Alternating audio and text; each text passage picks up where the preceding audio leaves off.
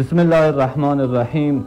عزیزان، مدرسه دینی مفتاح العلوم راست که زیر نظر مولانا نقشبندی حفظه الله فعالیت داره، در حال حاضر با بحران شدید مالی و بدهی سنگین مواجه شده و از زمانی که مولانا نقشبندی حفظه الله به امتحان الهی و زندان دار شدند، این مدرسه بیش از 500 میلیون تومان بدهی پیدا کرده که بیشتر آن مربوط به تأمین مواد غذایی طلاب و حقوق ناچیز اساتید است و از تمامی شما عزیزان درخواست داریم که در این امر خیر مشارکت کنید، چرا که یکی از خواسته ها و دغدغه های مولانا نقشبندی حفظه الله کمک و یاری به این مدرسه هست و به همین منظور ما مبلغ کل رو به 1000 سهم تقسیم کردیم تا هر شخصی بتونه با پرداخت 500,000 تومان در این امر خیر مشارکت کنه.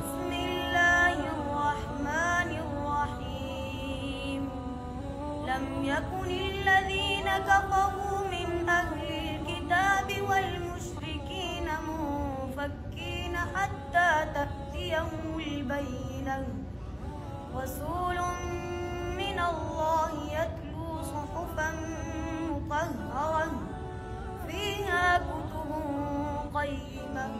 إنا خلقنا الإنسان من نطفة أمشاج نبتليه فجعلناه سميعا بصيرا. إنا هديناه السبيل إما شاكرا وإما كفورا. أحد أخذ. امیدواریم که با کمک و یاری شما عزیزان چراغ علم و دین در این مدرسه روشن بشه.